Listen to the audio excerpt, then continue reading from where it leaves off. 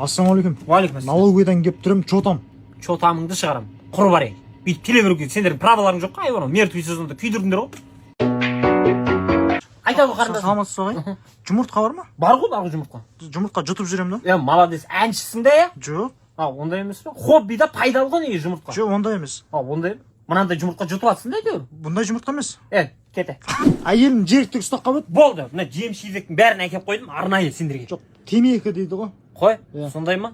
Болады. Иісін иіскегісі келгенде кәдімгі. ЛМ капсула деді. Шегейін деп жатыр ма кәдімгі? Тағы не айтты? Свежий кружка деді ғой. Мынау сылтау болып кетті. Жеріктік емес қой. Салынып кеткен да мертвый сезонда. Айтшы, тез айтшы. Әйелім жабылмай жүрген гештальтын жабайын деп. Қарызын жапсай сен отанда, күйдірмей. Не гештальт дейді ол? Перизат. Ойбай. Баяғыда 10 теңге еді ғой. Жағдай болмағы ма, немене білемін. Чай мускатқа қашан жетесіңдер? Так, сен не алдың? Гарила ғой. Гарила, Гариланы күніне 2 ұрып жатыр. Ой, мен гариласыз ақ 2 ұрып жатырмын. Нені?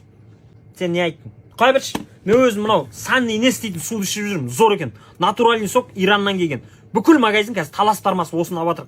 100 блогын алсаң 5 блогы бонусқа беріледі. 9 түрлі дәмі бар. Таза натуральный екен мынау. Адрес қаяқта? Алматинский трасса 15/7 Санди склад.